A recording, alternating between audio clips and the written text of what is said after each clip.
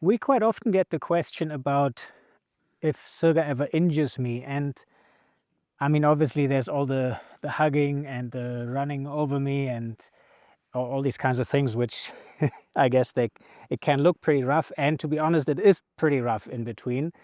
And I've been asked this from the beginning, and people always warned me. When Sirga was little, she always, ran on top of me, hugged me. She was hanging around my neck and rubbing her head, even when she was a tiny, tiny cub, just about this size. And people always told me that maybe I'm making a mistake because I'm letting her get too close, too attached, and she's not learning any boundaries and she'll grow too big. And I never wanted to train Sirga in any way. I never tried to teach her anything. She just is what she is, and I've been around with her. So my intention was never to try and make her do anything that naturally maybe she wouldn't be doing. So I just don't wanted to let her be and yeah, do whatever she wants and just figure things out as we go along. And actually it's gone pretty well. I mean, given the fact that it's been 14 years and she's still doing the big jump and the hugs and the way she comes shooting out of the gate and gets excited to see me, it can be quite a lot. And considering her weight and her paw size and the claws and the teeth and everything that she could be doing, I really think that she's actually being extremely gentle with me. But of course, there's always a little bit of a risk, and a few small things have happened. So as she was getting bigger, one day I was just not paying attention. There's also no record of this actually because there wasn't much to see, but she just squashed me against a tree when she came running and hugged, and it broke a rib, which it just really hurt a lot for a while. Couldn't breathe well and stuff like that, but nothing else that could be done about it. So it wasn't too bad. And then I actually remember the first time she really gave me an injury was when we were out walking. And those days I used to take her out very early on my own. There would be nobody else around. And we went for the walk. And Sirga, as she came jumping out of the gate, she jumped very high, got quite a head on top of me, and her claw got hooked in my cap. And I think she just tried to pull her paw off my head, and the claw was stuck in the cap, so it kind of scratched across my head a little bit, which yeah, wasn't very comfortable. And I just put the cap back on because when Sirga is all over me like that, it feels a bit like I'm in a boxing ring, and you don't really notice a scratch or anything like that. I just notice it because it starts bleeding. You put your hand there and it's full of blood. But I just put the cap back on because Sirga was now outside. Those days she had to get back. She wasn't free like now. And I would just take her out for the day, but it was quite crucial that she would come back home with me because otherwise she could have just gone to kill someone or go to a tourist camp or stuff like that. So that was not an option. So I figured I have to walk with her and get this fixed later. And it was about 6 in the morning. I haven't had coffee or anything. I just used to take her, go out for 5 or 6 hours and then come back and start my day. But long story short, I started feeling pretty dizzy and had to sit down because it was bleeding quite a bit. The blood was running sort of down my cap, down my neck a little. And yeah, I realized I should probably get back home. And I was so worried that Sirga might not follow because I was actually convinced she would want her couple of hours running, chasing things before she would go home. But actually she came, she sniffed around on it. When she sniffs my scratches, which often she causes, then she does a Flehmen grimace, which is just using the Jacob's organ to get in a different kind of scent, which we're not able to do anymore. But she uses that quite a lot. Most of you that have a pet or even a horse or whatever would know this behavior.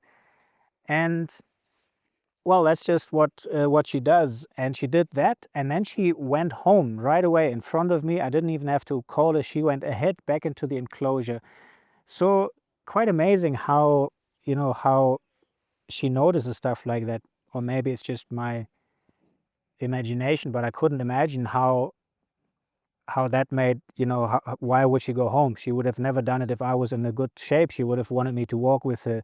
So I think she noticed that I got weak. I don't think she noticed it was her though. I never think that she notices that she hurts me. But yeah, that was one where it hurt a little bit and it needed some of these clamps to clamp the cut together, and that's fine. It healed without even leaving much of a scar.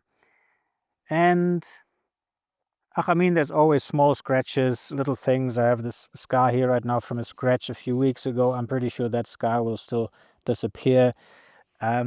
So yeah, I've had scratches all over, but it's just small ones. They bleed quickly, but that's really nothing bad. That's just to be expected when hanging out with this lady.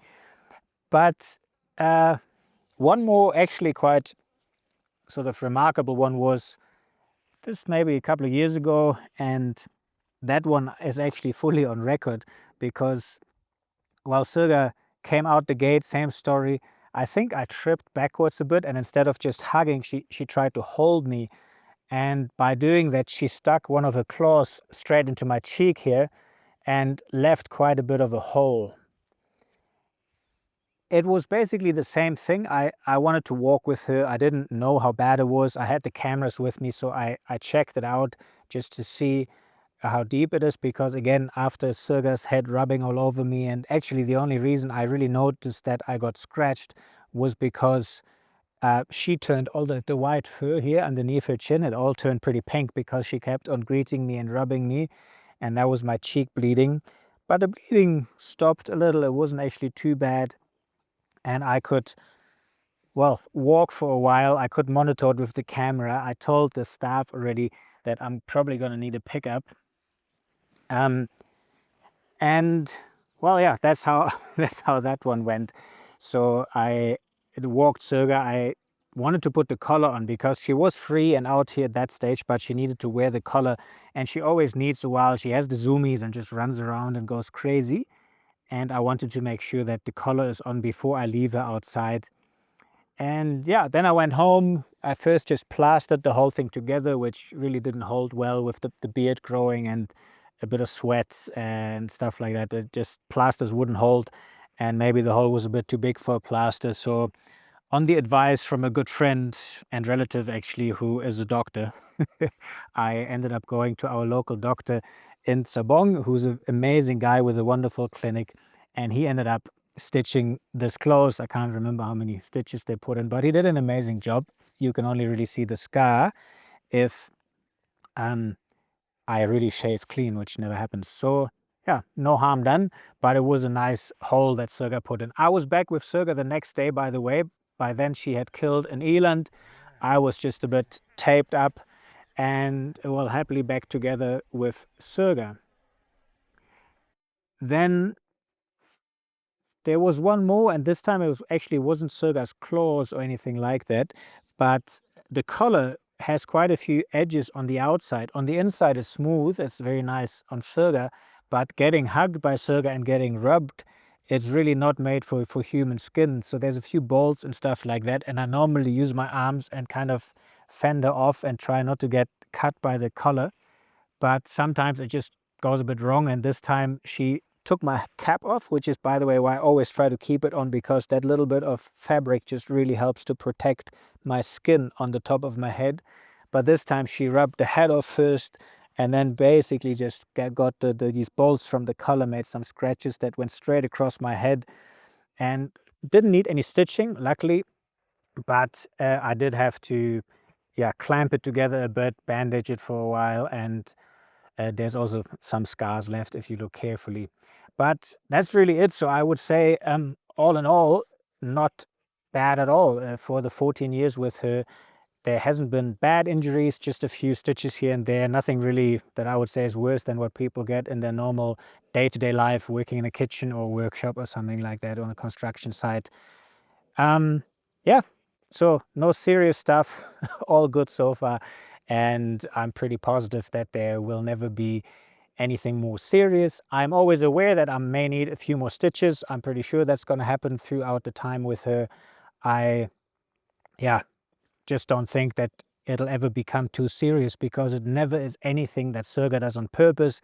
These are just things that happen because she is a big, large predator. She has all these sharp ends, and this is just something to be expected if working with these animals. Hey, Sirga, do you agree? Yeah, yeah, it's you. Sometimes you scratch, all right? But it's okay. It's okay. Yeah, it's okay. It's okay. Are we gonna go home? We still have a long way to go, sweetheart. Yeah, we're actually out in Sirga's territory right now, quite far away from home. We got about, I don't know, 5 or 6 kilometers to get home. Sun's about to set here behind me. So yeah, we better get on our way and just try to get home before dark and without getting any more scratches.